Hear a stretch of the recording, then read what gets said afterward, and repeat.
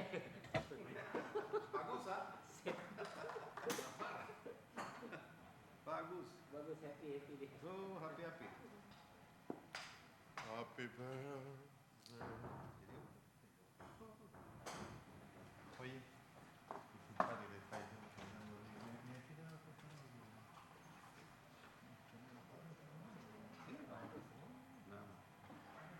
그럴 때는 이제 이렇게 하면 여기 불이 들어오면서 마이크로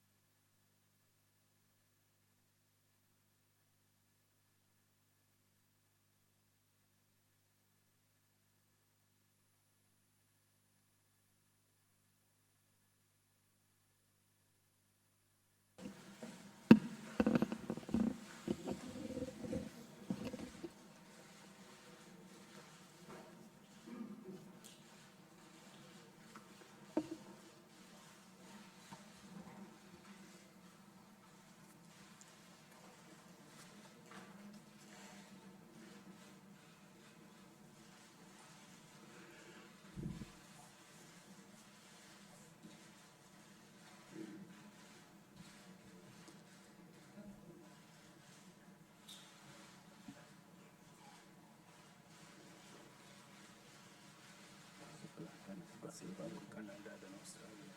Okay. Roberts announced that we are waiting for 2 more countries. Okay. Yeah. Yeah.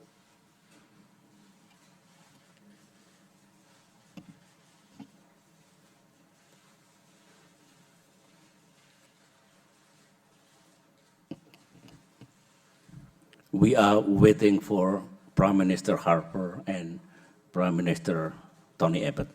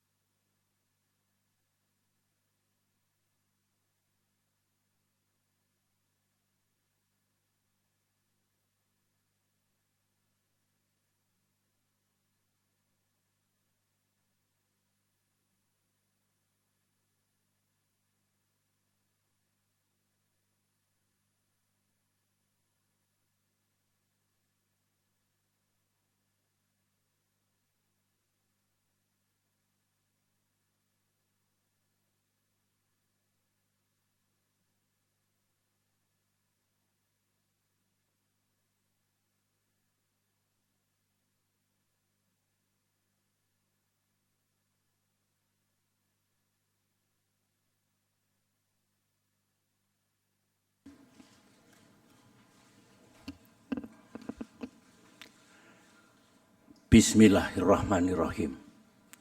Your Majesty, Excellencies, it is a great honor for me to welcome you to Bali, which is known to many as the island of peace and the islands of harmony.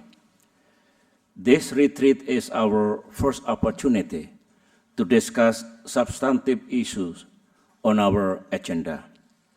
Our discussion in this session would focus on the role of APEC in strengthening the multilateral trading system in the current global economic situation.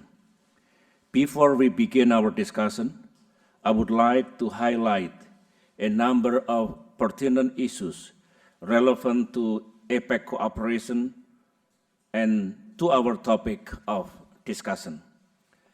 This year, we convened APEC leaders meeting at a very critical juncture. We meet today when our region is facing critical challenges. As informed by the WTO, world trade growth in 2003 in 2013 is expected to stay low at around 3.3%. This is below the 20-year average of 5.3%. In 2012 alone, global trade growth steeply fell to 2% from 5.2% in 2011. At the same time, we also witnessed a mixed development. Recovery among developed countries, including in Europe and North America, is showing a promising gain. Meanwhile, developing countries and emerging economies are struggling to tackle their economic slowdown. These include BRICS economies, as well as other emerging economies in Asia-Pacific and Sub-Saharan Africa. I must admit that Indonesia is also affected by this unfavorable development. We all know too well that the decline in emerging economies has generally been caused by two factors. First are internal factors, which comprise high dependence on export, large deficit in trade and balance of payment, less foreign reserve, instability of prices, and unemployment. And second are external factors, in particular, weakening global equity market and increase in the financial market volatility. Many analysts suggest that these factors mark an end to the easy money era. Other external factors that increase the volatility include unstable global food and oil prices. I believe that such a situation should be carefully managed. Otherwise, it could weaken the momentum for recovery, especially in developing countries and emerging economies. It could also impair their effort in achieving development targets as well as sustainable growth. This condition has been worsened by global financial shocks. We have expressed our concern over this development during the G20 summit in St. Petersburg last month, and many of us have discussed and decisively responded to it with bold joint measures, including policy transparency, coordination, and consultation. I believe that as we meet in Bali, this problem continues to persist, not only at the global level, but also in our region. Nevertheless, I am convinced that the role of APEC becomes even more important. In spite of uneven pace of recovery in the APEC region, the APEC economies continue to be a driving force for global growth. According to the IMF, as a group, APEC is expected to grow by 6.3% in 2013 and by 6.6% in 2014. At this challenging time, APEC economies should enhance cooperation and partnership. We should redouble effort to sustain our resilience and maintain our role as the pillar and the safety belt of the global growth. We made significant contribution to prevent the world economies from crashing during the 2008 financial and economic crisis. I believe that this time, together, the APEC economies can do the same. Your Majesty, Excellencies, let me recall the ultimate objective of why we founded APEC. APEC was created to build a region of common and sustained prosperity. In Bogor, in 1994, leaders agreed that we would achieve this objective by advancing free and open trade and investment in our region. They also talked about advancing accelerated, balanced, and equitable growth.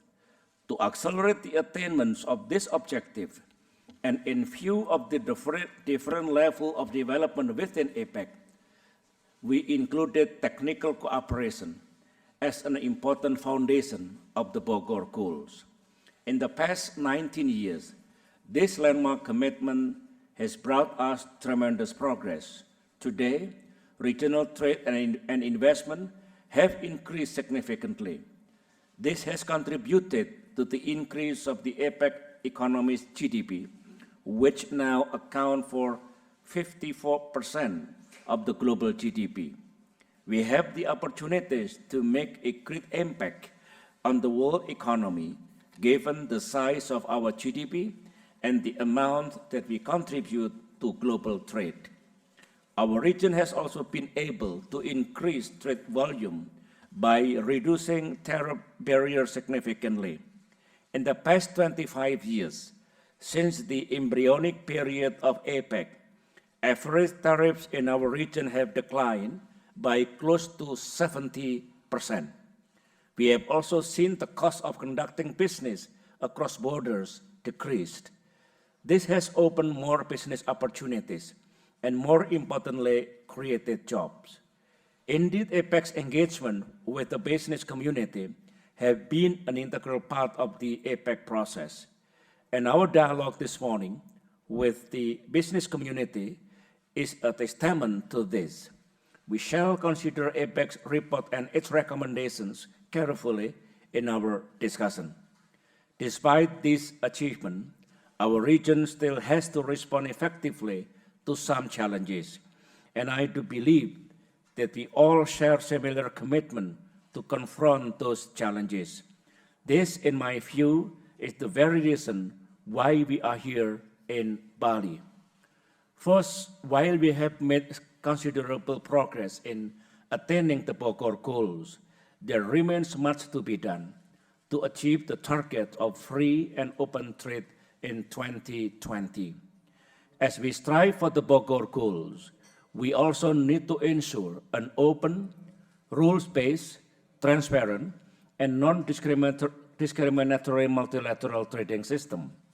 This multilateral trading system could serve as an essential source of sustainable economic growth, development, and stability. Therefore, during the APEC 2013, it is our primary interest to promote a thriving multilateral trading system. It is pertinent for us to reaffirm our support for the value and centrality of the multilateral trading system as represented in the WTO. Second, we continue to see differing levels of economic development in our region. We believe that every APEC economist should gain from the APEC process. Therefore, it is critical for us to achieve sustainable growth with equity. In this regard, I believe that we must attain the Bogor Goals 2020 in accordance with the win-win and equality principles. I also believe that development and technical cooperation remains essential to APEC today.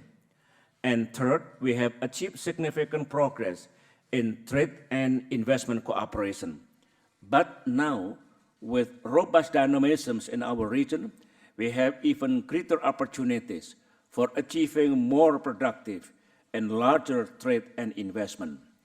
To seize these opportunities, our region needs to be more interconnected and interlinked. For that reason, we need to build better connectivity. With connectivity, we provide our people with greater opportunities to reap the benefits of economic growth. Eventually, they will have higher incomes, higher skills, and increased mobility. Bearing this in mind, Indonesia has taken an overarching theme of this year's APEC, Resilient Asia-Pacific, Engines of Global Growth. We share similar confidence that the resilience of the APEC region is shaped by three important pillars: attaining the Bogor goals, sustainable growth with equity, and connectivity. I do believe that we are here to renew our commitment to achieve the APEC objectives within the transformed region. And we have set the agenda of our discussion, which comprises the critical issues that we need to tackle together.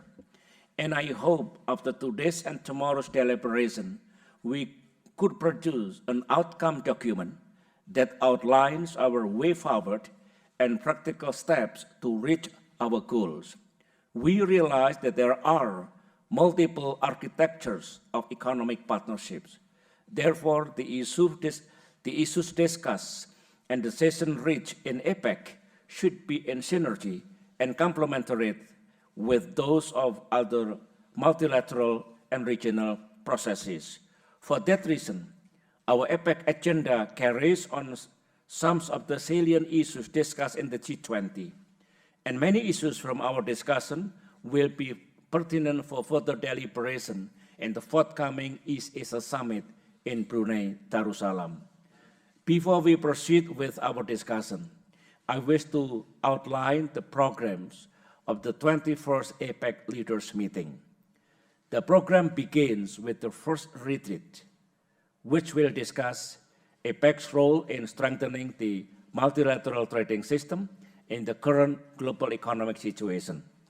The second retreat tomorrow will focus on APEC's visions of connectivity in the evolving regional and international architecture, as well as adopt the outcome document of our meeting. And we will have the working lunch tomorrow that will look into the topic of sustainable growth with equity, energy, food, and water security. I am confident that by then, we will have thoroughly addressed all the topics of discussion. And I am pleased to inform you that tomorrow morning, before our second retreat, we will have an informal conversation on enhancing sustainable growth and promoting connectivity in the Asia-Pacific, with the guests of the chair from 4 Pacific Island countries. These countries are Fiji, Kiribati, Marshall Islands, and Solomon Island. I wish to inform you that I have 8 speakers in my list for our discussion in this session. First, President of the People's Republic of China, His Excellency Xi Jinping. Second, President of the Russian Federation, His Excellency Vladimir Putin. Third, His Majesty Sultan Hassan al-Bolkiah of Brunei Darussalam. Fourth, Prime Minister of Japan, His Excellency Shinzo Abe. Fifth, President of the Republic of Korea, Her Excellency Park Geun-hye. Sixth, President of the Socialist Republic of Vietnam, His Excellency Tuang Tan Zhang. Seventh, Chief Executive of Hong Kong, China, Honorable Chun Ying-lung. And eighth, the President of the Republic of Chile, His Excellency Sebastián Piñera Echenique. Before we proceed with our discussion, I wish to invite the media to leave the retreat room.